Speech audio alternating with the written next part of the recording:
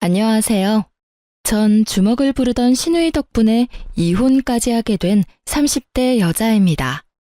제가 이렇게 사연을 쓰게 된 이유는 제가 결혼과 이혼을 하며 겪었던 일을 애청자분들과 나누고픈 마음에 용기를 내보았어요. 지금은 물론 더없이 행복하지만 이혼 전 분노로 가득했던 제 이야기를 들어보실래요? 남편과 전 회사에서 만나 연인으로 발전해 결혼까지 이어진 사이였어요. 남편과 전 동갑이었지만 직급은 달랐어요. 전 또래보다 일찍 회사에 입사했고 남편은 공무원을 준비하다 취업했던 터라 저보다 직급이 아래였죠. 일머리가 좋진 않으나 남들보다 노력하고 성실해 보이는 남편의 모습에 하나 둘 신경을 써주다 보니 자연스럽게 연인 사이가 되었어요. 결혼하고 난 뒤 저는 부서가 다른 남편의 서포트를 해주었고 남편은 직장 내에서도 서서히 두각을 드러내며 인정을 받게 되었어요. 결혼 후 일도 잘 풀리고 마음도 편안해졌는지 남편은 언제나 다정했고 저흰 싸울 일이 없었죠. 생각해보면 연애 시절에도 싸운 적은 없었던 것 같아요. 거기에다 시골에 살고 계시는 어머님 아버님도 참 좋으신 분이었어요. 그 흔한 시댁 18번 곡이라는 손주 타령을 하시는 법도 없으셨죠. 오히려 신혼생활을 충분히 즐기고 2세 계획을 세우라며 저희의 라이프 스타일을 응원까지 해주셨어요. 전 그런 시부모님들을 보며 결혼 하나는 잘했다고 생각했죠. 친구들을 보면 다들 은근슬쩍 들어오는 임신 압박 때문에 질식할 것만 같다고 아우성치는데 저희 부부는 말 그대로 행복한 신혼생활을 즐기고 있었으니까요. 단 한 가지만 빼고요. 바로 남편의 누나인 노처녀 시누이만 뺀다면 완벽 그 자체였어요. 전 결혼을 결심할 당시 청약에 당첨이 되었었는데 완공까지 기간이 애매해 남편과 시누이가 함께 살던 집에서 며칠 지내다 새 아파트로 들어가기로 했어요. 상견례 자리에서 보았던 시누이는 상냥하고 쿨해 보였던 터라 크게 부딪히는 일은 없을 거라고 생각했던 저의 큰 착각이었죠. 시누이는 어머님도 시키지 않는 시집살이를 시키기 시작하더군요. 아침 드라마에서나 보던 시집살이에 전 당혹스러움을 감추지 못했죠. 신혼여행에서 다녀온 후 처음으로 하는 출근날. 출근 준비로 바쁜 저를 시누이가 부르더라고요. 옳게, 옳게. 네, 형님, 왜 그러세요? 왜 그러긴, 아침은 언제 차려줄 거야? 네? 아침이요?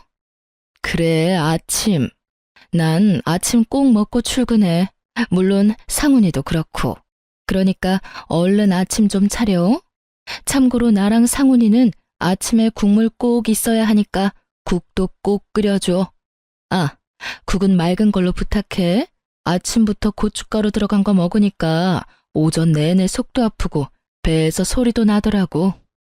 제가 집에서 노는 사람도 아니고 아침밥을 대령하라니요. 참고로 전 아침밥을 먹지 않고 출근해요. 간혹 전날 저녁에 먹은 것이 부실했다 싶으면 편의점에서 간단히 해결하고 가고요. 거기에다 남편과 결혼 이야기가 오갈 때 약속했던 것이 있었어요. 자기야, 혹시 아침 먹고 출근해? 나는 아침 먹는데 자기는 안 먹어? 나는 오히려 먹으면 더 불편하더라고. 그래서 말인데 우리 결혼하면 아침은 각자 해결하는 게 어때? 난 아무래도 당신 아침까지 챙길 자신이 없어. 자기도 알다시피 나 아침잠도 많고 아침밥 때문에 스트레스 받기도 싫어. 알겠어. 그까짓 아침 혼자 챙겨 먹으면 되지.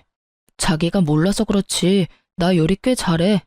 난 매일 아침 챙겨 먹으니까 혹시라도 당신도 아침 고픈 날이 있으면 나한테 말해. 차리는 김에 당신 것도 차리면 되니까. 이렇게 호언장담하던 남편은 시누이와 저의 사이에서 눈치만을 살피더니 옷도 제대로 갖춰 입지 않고 먼저 출근을 해버리더라고요. 물론 늘 먹던 아침도 먹지 않더라고요. 저는 황당하고 화가 났지만 시누이의 닥달에 대충 아침을 차렸어요.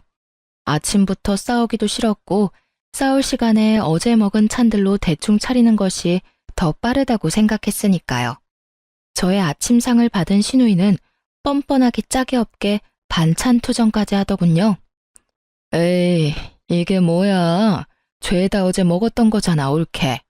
우린 한 번 먹었던 반찬은 안 먹어. 국도 마찬가지고. 그러니까 내일 아침은 좀 더 일찍 일어나서 차려줘. 아침에 하기 힘들면 자기 전에 만들어 놓고 자든가. 알겠지? 아, 노력해 볼게요. 그럼 저는 출근해 볼게요, 형님. 거기서 더 지체했다간 지각이 뻔했던 저는 대충 받아주고 출근을 했어요. 남편과 부서도 달랐고 저희 둘 다 그간 밀렸던 일 처리를 하느라 바쁜 탓에 회사에서 마주치지 못했어요. 그래서 전 아침에 있었던 일을 깜빡하고 있었죠.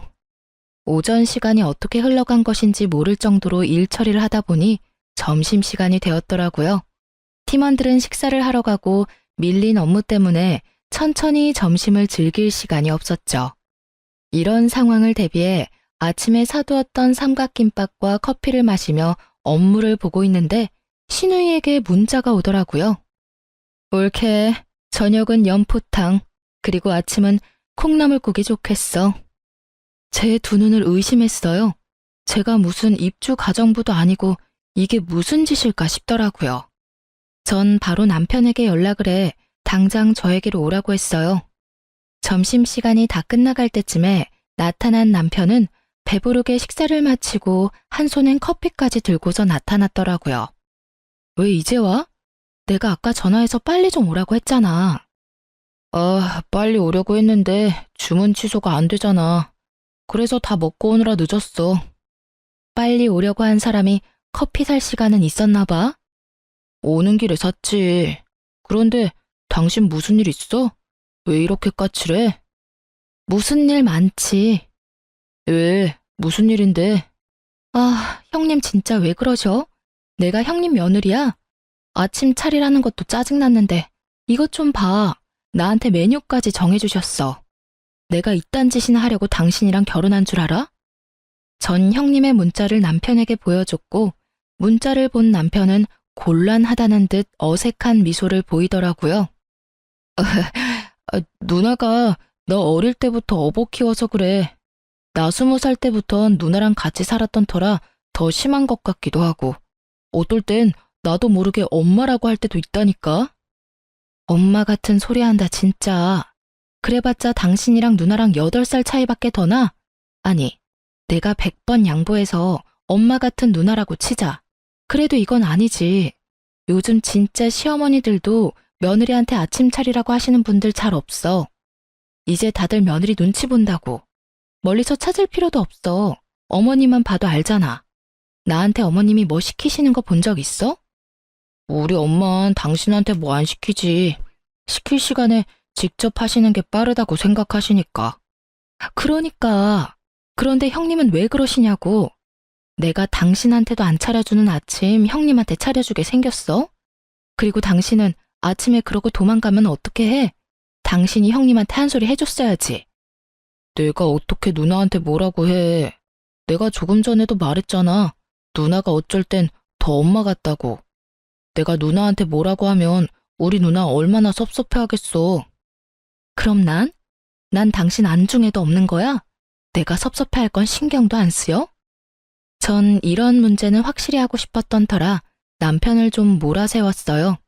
제가 그렇게 나오자 남편은 하는 수 없이 아침은 자신이 하겠다고 하더라고요.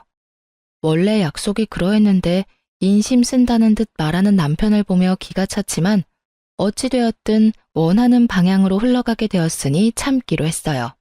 그렇게 전 저녁 식사를, 남편은 아침 식사를 맡게 되었어요. 남편과 저 두 사람이 살았어도 이렇게 분담을 하려고 했었으니 큰 불만은 없었어요. 그날 저녁 전 연포탕을 포장해 집으로 돌아갔어요. 맞벌이 하시는 분들은 아시겠지만 퇴근해서 장까지 보고 연포탕을 언제 만들어서 언제 먹겠어요? 그렇게 연포탕이 드시고 싶다고 하니 포장이라도 해서 가는 수밖에요. 하지만 신우이는 사오는 정성은 정성도 아니라 생각하는지 툴툴거리기 시작했고 남편은 또 저에게 혼나겠다 싶었는지 슬쩍 제 편을 들어주었어요. 연포탕이 얼마나 간단한 건데 그냥 올케가 퇴근하고 와서 직접 만들면 되지. 그러는 누나도 연포탕은 못 만들잖아. 내가 해봐서 아는데 연포탕에 얼마나 손이 많이 가는데 낙지 손질하는 데만 해도 시간 엄청나게 걸린다고. 뭐라는 거야 얘가. 내가 안 해서 그렇지 다 할 줄 알거든. 넌 괜히 끼어들지 말고 밥이나 먹어. 딱 한마디뿐이었지만요. 신우이의 역성에 남편은 입을 다물었고 심기가 상할 대로 상해버린 신우이는 계속해서 구시렁거리며 연포탕을 3그릇이나 먹더군요. 언행 불일치의 표본인 신우이를 보며 앞으로 저의 앞날이 순탄치만은 않겠구나 싶었고 제 예감은 틀리지 않았죠. 다음날 남편은 약속한 대로 일찍 일어나 아침을 차리기 시작했고 전 출근 준비를 하고 있었어요. 신혼여행의 여파로 밀린 업무가 상당했기에 전 화장도 하지 못하고 얼굴에 크림만 바르고선 집을 나서려고 하고 있었죠. 그 순간 남편이 아침을 준비하는 모습을 본 신우이가 화를 내며 저를 불러 세우더라고요. 야, 너 지금 뭐 하는 짓이야? 응? 너 아침 차리잖아. 네가 그걸 왜 해? 올케, 이리 좀 와봐. 못 들은 척하기엔 신우이의 목소리가 너무 컸던 터라 일단 전 신발을 벗고 집으로 들어갔어요. 네, 형님. 왜 그러세요? 왜 그러세요? 몰라서 물어? 올케는 뭐하고 내 동생이 저러고 있어? 왜 내 동생을 부려먹냐 말이야? 형님, 부려먹는 게 아니라 이건 남편하고 저하고 결혼하기 전부터 약속했던 일이에요. 제가 원래 아침을 안 먹거든요. 그래서 먹어야 하는 사람이 직접 차려 먹기로요. 아, 몰라. 난 그런 거 모르니까 앞으로 상훈이 부려먹지 마. 알겠어? 신우이는 모르쇠로 일관하며 억지를 부리기 시작했고 전 슬슬 짜증이 나더라고요. 저도 모르게 짧은 한숨이 나오며 미간이 구겨진 그때 중간에서 눈치를 살피던 남편이 이대론 진짜 큰일 나겠다 싶었는지 소심하게 나섰어요. 누나, 그냥 내가 하면 돼. 지우 말대로 우리 결혼하기 전부터 약속했던 거야. 그리고 지우 요즘 일도 많아서 바쁘단 말이야. 바쁘면 아침에 좀 더 일찍 일어나서 밥 차리고 출근하면 될 거 아니야. 그리고 일은 혼자 하니? 너도 하고 나도 해. 혼자 바쁜 척은?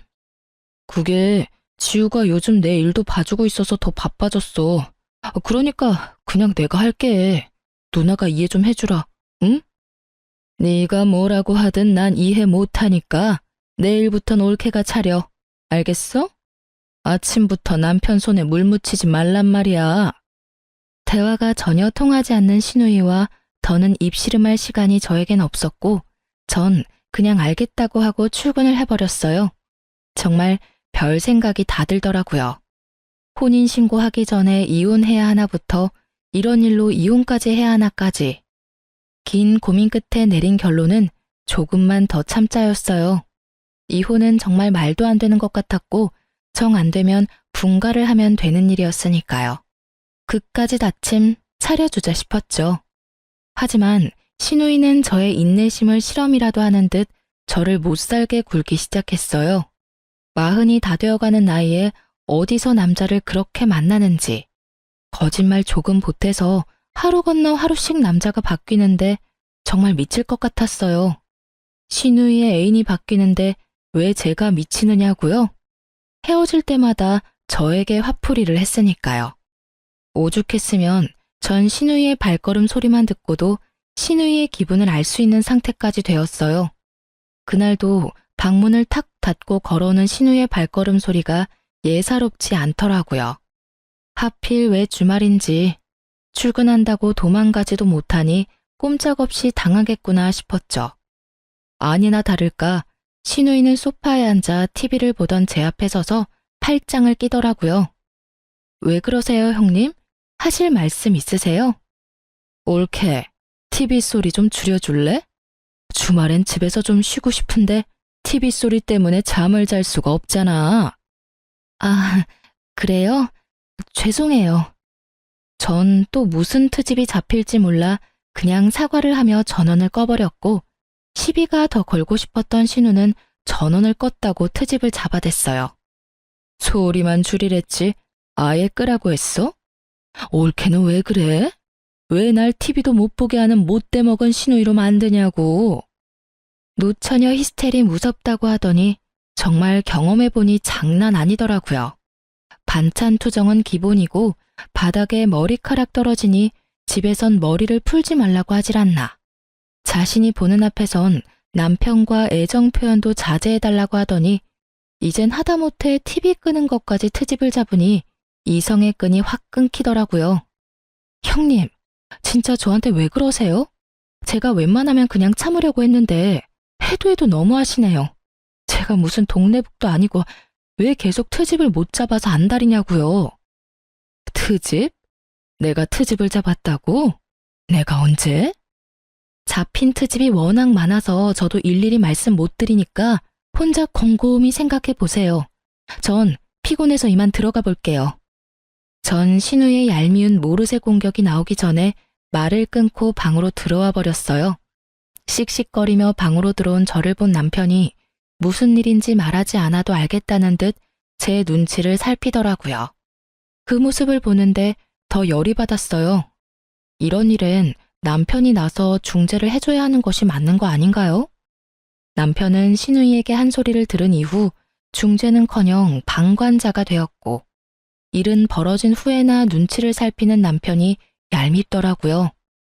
누나가 또 뭐라고 그래? 알면서 왜 물어? 이젠 TV 볼륨 가지고 트집 잡더라니까. 그래서 내가 그냥 미안하다면서 TV 끄니까 또 왜 끄냐고. 왜 못돼 먹은 신우이 만드냐고 따지시는데 내가 화가 나겠어 안 나겠어? 당연히 화가 나지. 우리 누나 진짜 왜 그러나 모르겠네. 나 도저히 안 되겠어. 그냥 우리 나가서 살자. 나 진짜 이러다 정신병 걸릴 것만 같아. 에이, 요즘 월세가 얼만데 당신이 조금만 더 참아주면 안 돼? 더 참을 수 있었으면 말도 안 꺼냈어. 월세가 얼마나 들든 난 나가야겠다고. 싫으면 당신은 여기서 당신 누나랑 같이 살아. 난 원룸이라도 얻어서 나갈 테니까. 싫은 소리는 했어도 이렇게까지 딱 잘라 말한 적이 없던 저였기에 남편도 드디어 상황의 심각성을 깨달은 듯 했습니다. 저에게 며칠만 기다려주면 자신이 단호하게 말하겠다고 하더라고요. 전 진짜 마지막이라 생각하며 남편의 말을 믿어보기로 했어요. 집안에는 찬바람이 불었고 한동안 조용하던 신우이가 아침을 먹다 말고 저를 부르더라고요. 남편은 그때만 기다린 사람처럼 신우이의 말을 자르곤 단호하게 말했어요. 올케, 오늘 누나, 제발 그만 좀 해. 내가 뭘 했다고 그만하래? 또 지우한테 뭐라고 하려고 그러는 거잖아. 지우 좀 그만 괴롭혀. 지켜보는 나도 이렇게나 힘든데 당하는 지우는 오죽하겠어?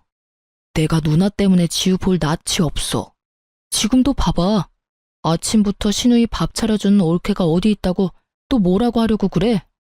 짜든 싱겁든 고맙다고 하고 그냥 좀 먹어주면 안 돼? 얘가 아침부터 생사람 잡네. 난 올케한테 국 맛있다고 말하려고 했어. 왜 오버하고 난리래? 그랬어? 이게 다 누나 탓이잖아. 오죽하면 내가 이러겠어? 누나가 이 사람 쥐잡듯 잡으니까 나는 당연히 또 혼내려나 보다 했지. 하여튼 이제 좀 자제 부탁해.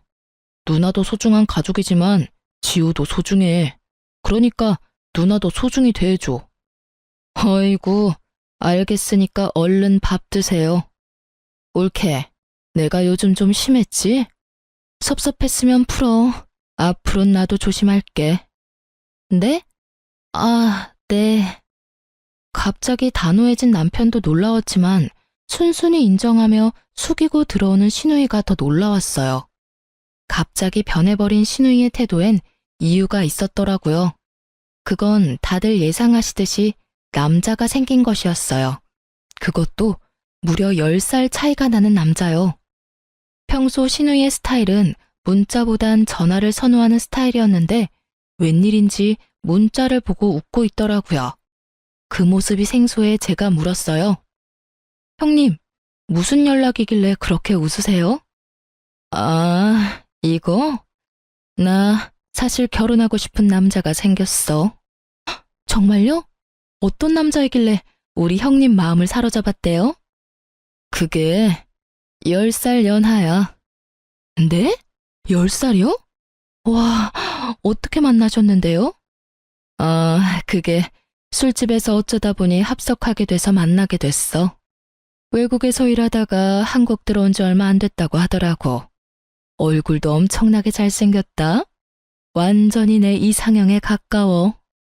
그럼 만난 지 얼마 안 되셨을 텐데 벌써 결혼까지 생각하시는 거예요? 운명인 것 같아. 처음 보는 순간부터 저 남자는 내 남자다 싶더라니까. 만난 지 얼마 되지 않은 연하의 남자와 결혼이라니. 그건 좀 아니지 않나 하는 생각이 들었지만 굳이 입 밖으로 꺼내진 않았어요. 그저 저에게 괜한 불똥만 튀지 않길 바라고 바랄 뿐이었죠. 아파트 입주도 코앞으로 다가왔고 이때껏 버틴 것이 아까워서라도 더는 신우이와 부딪히고 싶지 않았어요. 하지만 신우이는 이런 제 각오를 사뿐히 짓밟더라고요. 트집이 사라진 신우이는 이제 다른 방법으로 제 인내심을 실험하기 시작했어요. 그날은 오랜만에 남편과 밖에서 오붓하게 저녁을 먹기로 한 날이었어요. 그날따라 옷이고 가방이며 왜 그렇게 찾는 것마다 보이지 않는지 신경질이 다 나더라고요. 어? 어디 갔지? 오늘 진짜 무슨 날인가? 왜 이렇게 찾는 것마다 없지? 왜? 못 찾는데? 왜 있잖아. 내 하얀색 원피스랑 노란색 가방. 당신이 그거 입었을 때 제일 예쁘다고 해서 오늘 입으려고 했는데 아무리 찾아도 안 보여. 옷하고 가방에 발이 달렸을 리도 없을 텐데 왜 안 보이지? 그러게. 없으면 오늘은 다른 거 입어. 당신은 뭘 입어도 예뻐. 예약 시간은 다가오고 마음은 급해졌어요. 원하는 옷이 보이지 않아 짜증이 났지만 오랜만에 하는 데이트에 더는 기분을 망치고 싶지 않아 다른 옷을 입고 화장대 앞에 앉았어요. 오늘 왜 이러지? 립스틱도 없어. 아끼는 립스틱도 보이지 않자 이상하다는 생각이 확 들더라고요. 혼란에 빠져있는 그때 신우이가 콧노래를 부르며 집으로 들어왔고 전 설마 하는 마음으로 거실로 나갔어요. 정말 설마가 사람을 잡더라고요. 네, 맞습니다. 신우이는 제 옷을 입고 가방을 어깨에 메고선 립스틱까지 가지고 외출했던 것입니다. 물론 저에게 묻지도 않고요. 어떻게 생각하면 별거 아닐 수도 있지만 이때껏 당한 것이 있어서 그런지 눈이 다 뒤집히게 화가 나더라고요. 남편은 어찌할 바를 몰라 발만 동동 굴리며 제 눈치를 보더군요. 전 끓어오르는 화를 최대한 누르고 조심스럽게 말했어요. 형님, 지금 입고 있는 옷, 제 옷 맞을까요? 쇼핑 좀 해야지. 나가려고 보니까 입을 게 마땅치 않아서 올케 옷 좀 빌려 입었어. 옷에 맞는 가방도 없길래 가방도 좀 쓰고. 다음부턴 이러지 말아주세요. 최소한 미리 말씀이라도 해주세요. 저도 오늘 입고 나가려고 했는데 안 보여서 한참을 찾았어요. 부탁 좀 드릴게요. 누가 누구한테 부탁해야 하는 상황인지. 어쨌든 전 최대한 좋게 말하려고 애썼지만 받아들이는 신우이는 그렇지 않았죠. 방귀 낀 놈이 성낸다더니 그 말이 딱 맞더라고요. 신우이는 제 말이 끝나기도 전에 신경질적으로 가방을 내던지고 입고 있던 옷까지 벗는 신용을 하더군요. 남동생이 보고 있었으니 차마 진짜 벗을 수는 없었는지 원피스 뒤 지퍼를 내리다 멈추곤 저에게 고래고래 소리를 질렀습니다. 이까짓 옷이랑 가방 줘도 안 해. 이까짓 거 얼마나 한다고. 제가 어디 가서 할 말 못하고 그런 사람이 전혀 아닌데 너무 황당하니 말문이 턱하고 막히더라고요. 제가 아무 말도 하지 않고 있자 저를 쏘아보던 신우이는 방으로 신경질적으로 들어가 버렸습니다. 폐악에 가까운 신우이를 보고 있자니 남편과 데이트할 마음도 싹 사라졌고 전 그대로 방으로 들어와 깊은 고민에 빠졌어요. 신우년의 머리털을 다 뽑아야 하나 말아야 하느냐는 고민이요. 그런 고민도 잠시 결국 한 번 더 참기로 마음먹었어요. 곧 시집을 간다니 그때까지만 죽은 듯이 참고 살지 싶었네요. 지금 생각하면 그때 머리털을 다 뽑아놨어야 했는데, 그땐 남편을 사랑했기에 더 큰 분란을 만들고 싶지 않은 마음이 더 컸던 것 같아요. 미련스럽고 바보같이 말이에요. 거기에다 남편도 이때까진 저의 마음을 헤아려 주려고 노력했고요. 여보, 내가 당신한테 면목이 없네. 미안해. 내가 대신 사과할게. 정말 미안. 아휴, 당신도 힘들지? 중간에서 두 여자 눈치 살피느라.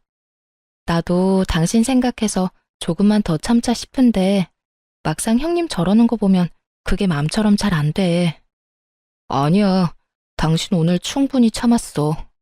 사실 난 아까 누나 들어오는데 당신 옷 입고 가방까지 든 거 보는데 아, 오늘 진짜 큰일 나겠구나 싶었다니까. 그런데 당신이 참는 거 보면서 내가 얼마나 미안하고 고마운지.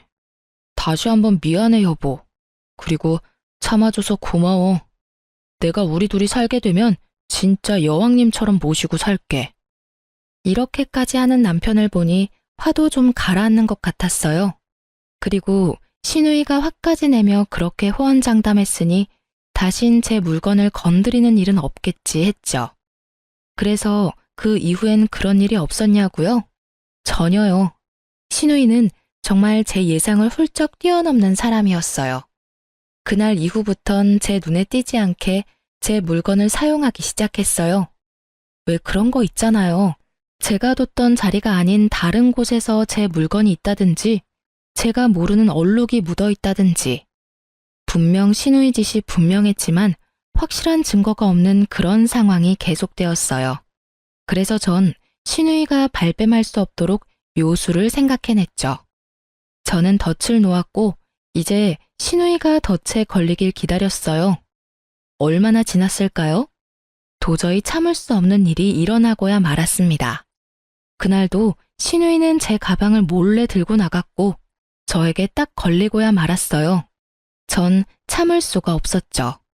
그 가방은 엄마가 결혼할 때 물려주셨던 고가의 명품 가방이었습니다. 가격도 가격이지만 의미가 깊은 가방이라 저도 훗날 딸이 있다면 딸에게, 아들뿐이라면 며느리에게 물려주고자 아끼고 아끼던 것이었어요. 그런 가방을 또 묻지도 않고 가지고 간 것도 화가 나는데 가방을 자갈밭에다 굴렸는지 걸레짝을 만들어 들어왔더군요. 그리곤 미안하다는 기색도 없는데 그야말로 전 분노가 폭발해버렸어요. 더는 참고 말고 할 이성이 사라졌다는 말이 더 맞겠네요. 형님, 이게 뭐예요? 전 걸레짝이 된 가방을 들고 집으로 들어서는 형님에게서 가방을 휙 낚아채며 소리를 질렀어요. 그런 제 목소리가 듣기 싫다는 듯 시누이는 귀를 후벼파며 말했어요. 아, 시끄러워. 그까짓 가방 얼마나 한다고?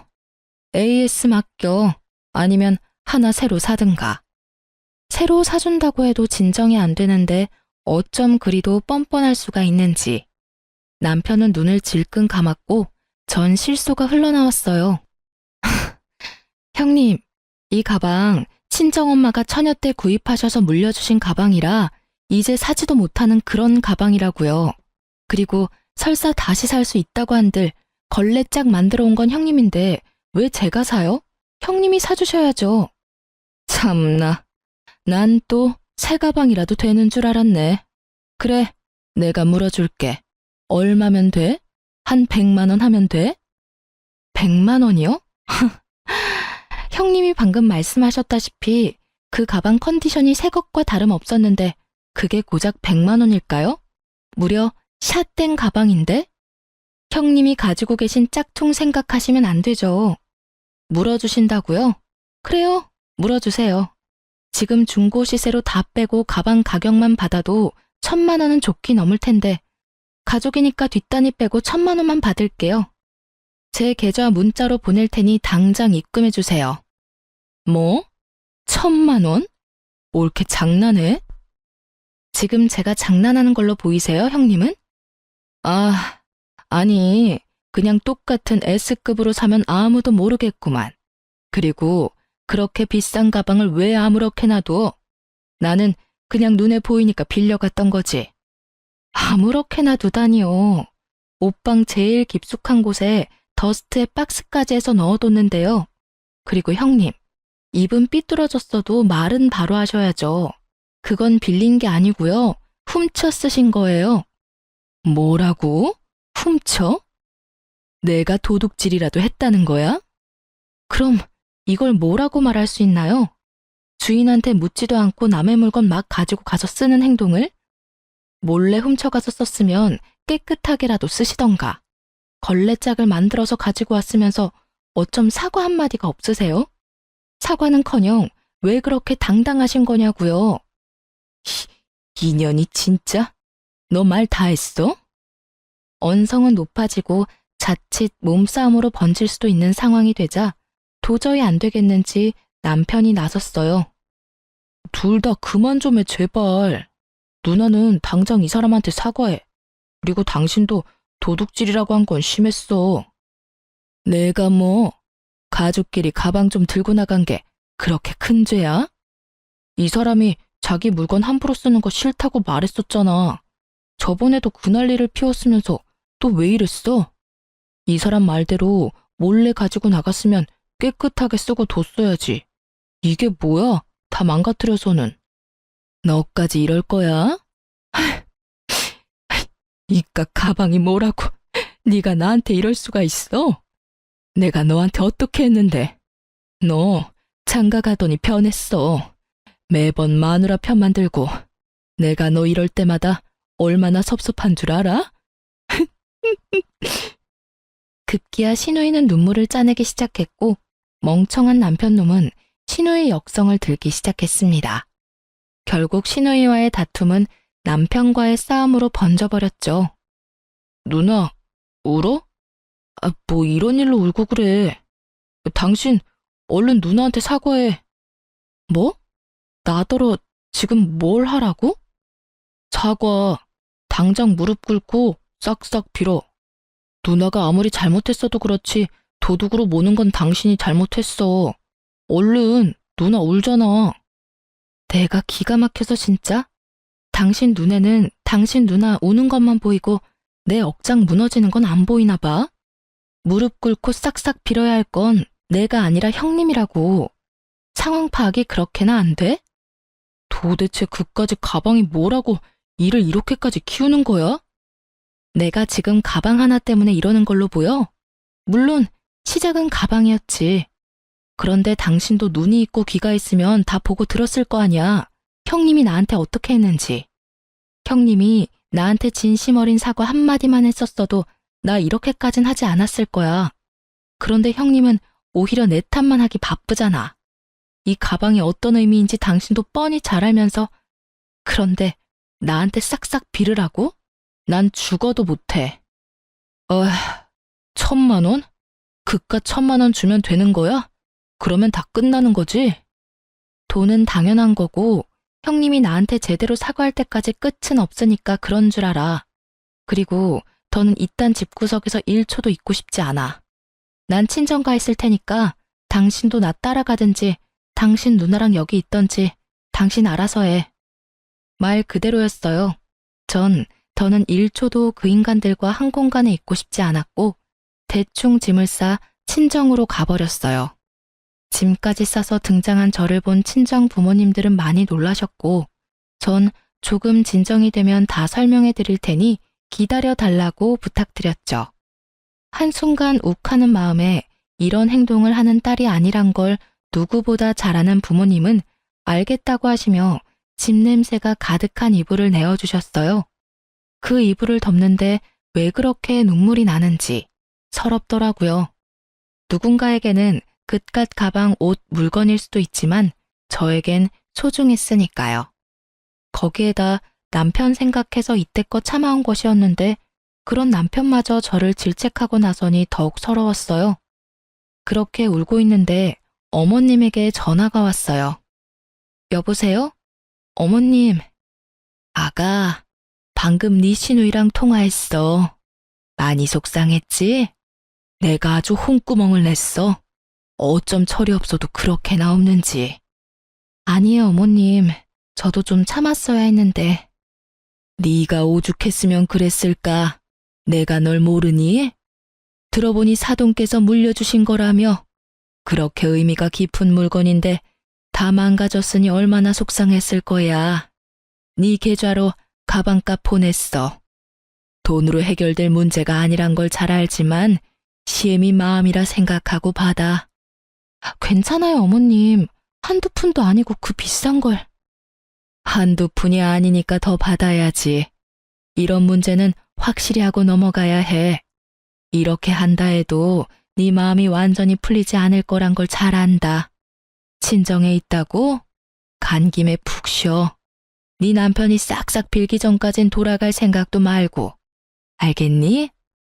감사해요, 어머님. 감사하긴. 내가 미안하구나, 아가. 어머님의 진심 어린 사과에 제 마음속 응어리가 조금은 풀리는 기분이 들었어요. 그 기분도 오래 가진 않았지만요. 며칠 뒤 남편은 친정으로 찾아와 싹싹 빌었고 전 일단 시누이가 기다리는 집으로 돌아갔어요. 저만의 계획이 있었거든요. 시누이는 집으로 돌아온 저에게 진심을 담은 척 사과를 했고 저 역시 진심을 받은 척 사과를 받아주었어요. 시누이는 10살 어린 남자친구와 결혼하기로 했다며 상견례 날짜가 잡혔다고 하더라고요. 남편이 저에게 싹싹 빈 것도 시누이의 사과도 다 이유가 있었던 것입니다. 저도 대충 눈치채고 있었던 사실이라 화도 나지 않더군요. 그날부터 시누이는 저에게 잘해주기 시작했어요. 자신의 체면을 위해 어떻게 해서든 절 상견례 자리에 데리고 나갔어야 했을 테니까요. 옳게. 이제부터 아침은 내가 알아서 차려 먹을게. 생각해보니까 옳게는 아침도 안 먹는데 그 바쁜 아침에 식사 준비까지 시키는 건 내가 좀 너무했다 싶더라고. 전 이제야 제정신이 바뀐 것인지 처음으로 정상적인 말을 하는 시누이를 보며 언제까지 일어나 지켜보기로 했어요. 속이 뻔히 보이는 친절에 헛웃음이 터져나왔지만 꽤 참을 만했어요. 형님 뜻이 그렇다면 그렇게 하세요. 그런데 상견례 날짜 잡으셨다면서요? 이번 주 주말 맞아요? 옳게도 같이 갈 거지? 그럼요. 제가 가야죠. 10살 차이라고 했었죠? 나이 차이가 꽤 나는데 반대는 없었나 봐요, 형님? 그게 사실 나이를 속였어. 5살 차이 나는 걸로. 남자친구도 몰라. 그러니까 옳게도 아무 말 하지 말아줘. 상견례만 무사히 마치면 남자친구한텐 말하긴 할 건데 아직 입이 안 떨어져서 그래. 그것도 그렇고 나 임신했어. 이제 와서 나이 때문에 파혼이라도 당하면 어떡하겠어? 그러니까 옳게 나이 이야긴 하지 말아줘. 알겠지? 아, 네. 나이도 나이지만 임신이라니 아무리 생각해도 석연치 않더라고요. 그래서 전 다음날 급하게 몸이 좋지 않은 척 연차를 냈고 남편과 시누이가 출근하길 기다렸어요. 드디어 두 사람은 출근을 하고 전 집에 혼자 남게 되었어요. 전 시누이의 방을 뒤져 산모 수첩과 초음파 사진을 찾아냈고 충격적인 사실을 알게 되었죠. 주수와 날짜를 확인해 보니 시누이 뱃속의 아기, 지금 남자친구의 아기가 아니더라고요. 분명 전 남자친구의 아기였어요. 참 대단하다 싶었네요. 언젠가는 밝혀질 텐데 겁도 없이 이런 걸 속이다녀. 뒤늦게 안 사실인데 시누이는 전 남자친구와 헤어지고 지금 남자친구와 만날 무렵 이 사실을 알았고 남자친구를 놓치고 싶지 않은 욕심에 이런 엄청난 거짓말을 했다고 하더라고요. 뻔뻔하다고 해야 할지 무섭다고 해야 할지 하여튼 시간은 흘러 주말은 다가왔고 전 평소와는 다르게 힘껏 꾸몄어요. 머리도 하고 메이크업도 받았죠. 아주 값비싼 옷도 한 벌 사 입었네요. 시누이의 상견례 날이 저에게도 중요한 날이었으니까요. 와, 옳게. 다른 사람 같아. 너무 단아하고 고급스러운 게 사모님 같아. 올케 덕분에 내 기가 다 사는데? 고마워, 올케. 이렇게까지 신경 써줘서. 그러게, 당신 오늘 정말 예쁘다. 그래? 그래요? 오늘이 어떤 날인데 제가 신경 써야죠. 어머님, 아버님은 좀 늦으신다던데. 저희 먼저 들어갈까요? 어깨에 힘이 한껏 실린 신우이는 신난 손길로 예약한 방문을 열었고 그곳엔 신우이의 남자친구만 덩그러니 있었어요. 자기야, 언제 왔어? 연락하지. 헉, 그런데 왜 혼자야? 그게 누나가 왜 내 여자친구랑 같이 와? 저를 보며 누나라고 부르는 신우이의 남자친구. 맞습니다. 10살 어린 신우이의 남자친구는 바로 제 친동생이었습니다. 저랑 2살 차이 나는 남동생은 대학교 졸업 후 유명 증권사에 바로 취업이 되었고 해외지사 파견을 받아 이때껏 해외에서 근무하다 국내로 들어온 지 6개월도 채 되지 않았었죠. 남편과 연애할 때도 코로나가 한창 심했을 때라 남편도 동생 얼굴을 보지 못했고 상황이 그러해 제 결혼식에도 물론 오지 못했으니 신우이도 동생인 줄 몰랐던 거죠. 지금 생각하면 신우이에게 참 고마워요. 하필 제가 가장 아끼는 가방을 들고 나가 걸레짝을 만들어주는 바람에 제가 친정으로 갈 수 있었고 친정에서 남동생과 신우이가 함께 찍은 단 한 장의 사진을 조르고 졸라 볼 수 있었으니까요. 평소에 사진 찍는 걸 정말 싫어하는 남동생인데 신우이가 억지로 찍은 사진이라고 하더라고요. 그 점도 얼마나 고마운지. 그 덕분에 제가 이 모든 사실을 미리 알고 계획을 세울 수 있었으니까요. 아, 물론 동생에게도 말하지 않았어요. 미리 알려야 하나 생각도 했지만 신우이가 눈치라도 챈다면 또 무슨 변명을 하며 빠져나갈지 모르는 일이었으니까요. 모든 일은 제 계획대로 되었고 신우이의 표정은 절망 그 자체였어요. 누나라니? 이게 다 무슨 소리야, 올케? 내 남자친구랑 아는 사이야? 네, 형님. 제 남동생이에요. 참, 이런 우연이 다 있네요. 그렇죠, 형님? 올케, 그게 말이야. 아, 진짜 어떡해. 그냥 내가 다 잘못했어. 전부 다. 나 좀 받아주면 안 될까? 내가 진짜 잘할게, 응? 무릎을 꿇고 싹싹 비는 형님과 지금 일어나는 모든 상황이 이해되지 않는 동생. 전 이 모든 상황을 한 번에 정리할 수 있는 증거를 형님에게 던지며 말했어요. 형님 같으면 받아주시겠어요? 10살을 5살이라고 속인 것도 모자라서 뱃속의 아기도 제 동생 자식이 아니잖아요. 하나부터 10까지 다 거짓말 투성인 형님을 형님 같으면 동생이랑 결혼하게 두겠어요? 형님은 바닥에 힘없이 떨어진 산모 수첩과 초음파 사진을 후다닥 감추었지만 이미 늦은 일이었어요. 이게 다 무슨 소리야, 누나? 그럼 뱃속의 아기가 내 아기가 아니란 말이야? 그래서 오늘 엄마 아빠도 없이 혼자 오라고 한 거였어? 미리 말했어야 했는데 미안해. 넌 작은 일도 얼굴에 다 티가 나니까 미리 말할 수가 없었어. 진짜 미안해. 그러니까 나이도 5살 많은 게 아니라 10살이 많고 애도 내 애가 아니란 이 말이네? 그러면서 뻔뻔하게 결혼해주지 않으면 죽는다고 협박까지 했어? 어쩐지 테스트기는 보여주면서 초음파 사진은 안 보여주는 게 이상하다 싶었어. 이 정도면 사기야, 사기. 모든 사실을 알게 된 동생은 충격이 큰 듯 비틀거리며 소리를 질렀고 신우이는 동생에게 몸을 돌려 빌기 시작했어요. 자기야, 내가 잘못했어. 처음부터 속이려는 건 아니었는데 자기를 너무 사랑해서 놓치고 싶지 않았어. 나 한 번만 용서해주면 안 될까? 이 아기 자기가 싫다고 하면 당장 지울게. 나 수술하면 돼. 그걸 지금 말이라고 해? 수술을 하든 말든 네 마음대로 하고 다신 나한테 연락하지 마. 다신 그 뻔뻔한 낯짝 보고 싶지도 않으니까. 당장이라도 경찰서에 가서 고소하고 싶은데 그동안 만났던 정을 생각해서 참는 거야. 알겠어? 아, 누나, 나 먼저 가볼게. 집에서 봐. 동생은 그렇게 자리를 떠났고 신우이도 동생을 따라가 버리더군요. 동생을 따라가지 못하게 시누이를 붙잡고 싶었지만 저에겐 아직 남은 문제가 있었기에 시누이는 동생에게 맡기기로 했어요. 이제 남은 것은 남편에게 복수하는 것이었어요. 전 남편을 노려보았고 남편은 그저 저에게 험한 말을 쏟아내기 시작했어요. 당신 미쳤어? 꼭 이렇게까지 해야 했어?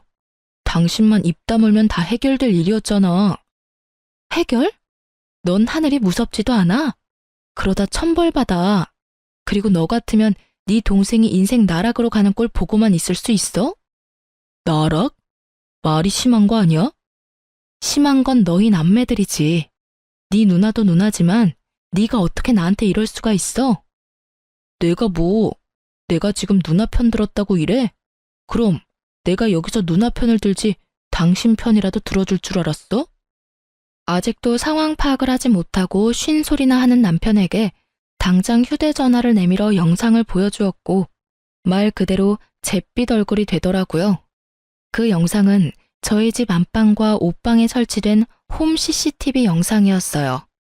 시누이가 제 물건을 몰래 쓰는 것이 분명한데 증거가 없어 답답했던 저는 증거를 잡을 요량으로 CCTV를 설치했던 것이었습니다.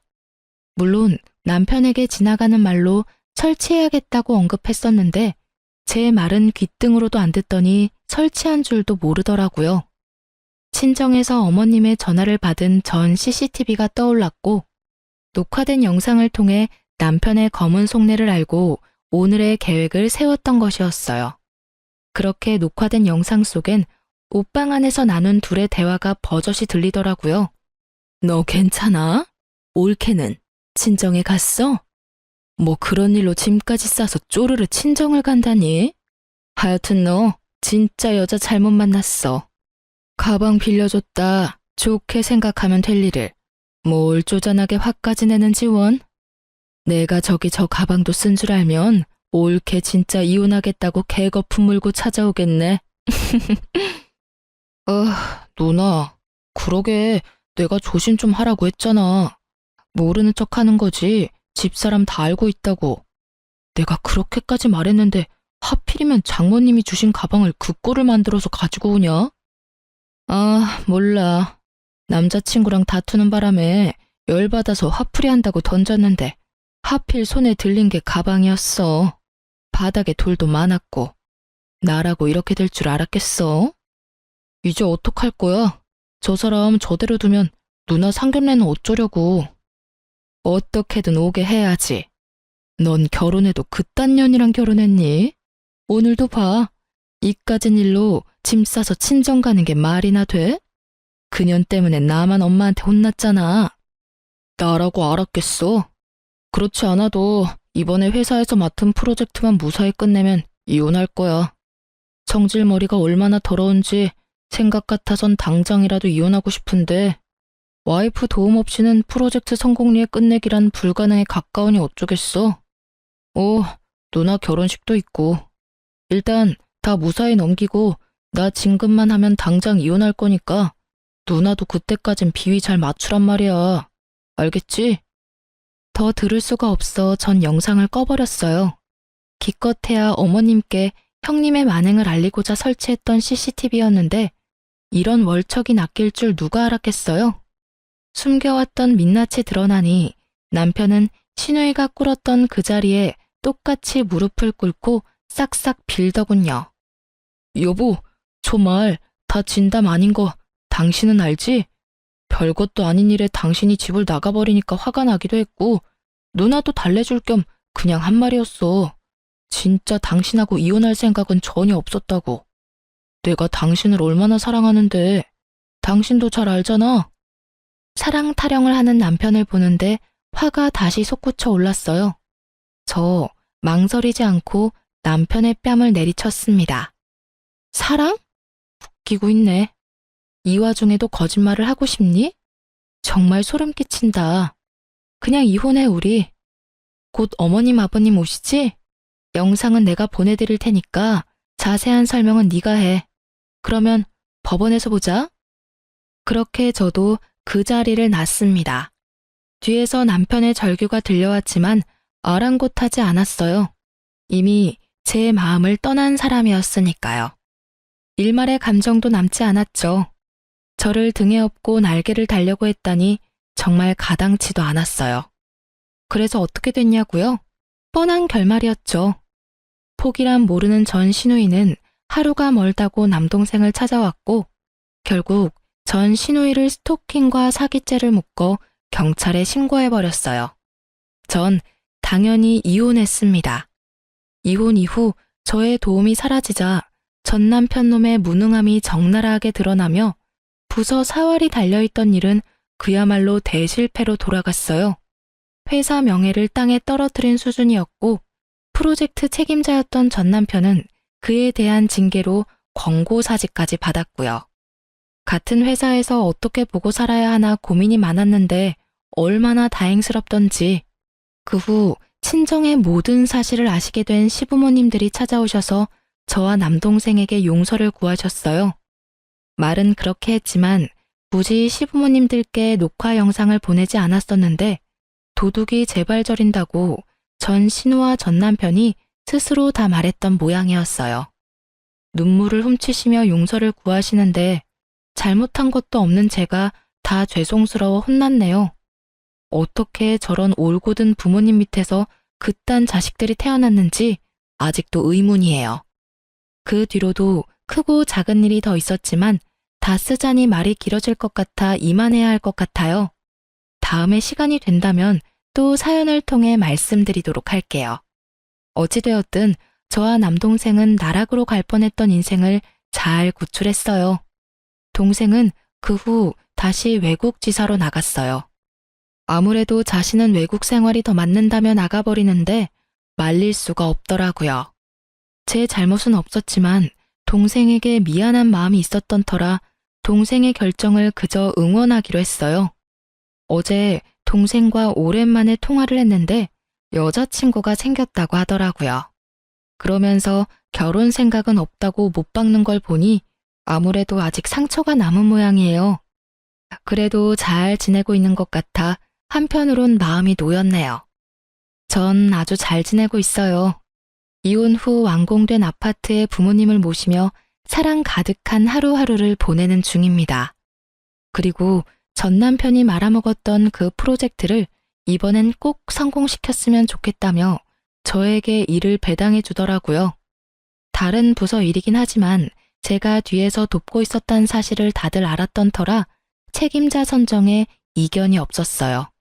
그래도 누가 한번 말아먹은 프로젝트라서 부담은 되더라고요. 하지만 회사 팀원들이 저번 같은 실수는 없어야 된다며 다들 이를 갈며 임한 덕분에 어느 정도 성공리에 마무리가 된 상태예요. 그리고 저는 이번 3월 승진 대기 명단에 이름이 올라갈 것 같네요. 자랑하는 것이 맞으니 축하해주세요. 사실 전 남편과의 이혼으로 안쓰럽게 보는 시선들도 있어 마음껏 자랑하지 못했거든요. 전 이혼에 대한 후회도 미련도 없는데 주변 생각은 다른 것 같더라고요. 전 이제 아등바등 살았던 과거는 버리고 새롭게 살아보려고 해요. 우선 이제껏 쓰지 않았던 연차들로 부모님과 함께 동생에게 다녀오려고요. 보란 듯이 행복하게 살아갈 거예요. 저는 이만 다른 사연 들으러 물러가 볼게요. 지금까지 저의 긴 사연 들어주셔서 감사합니다.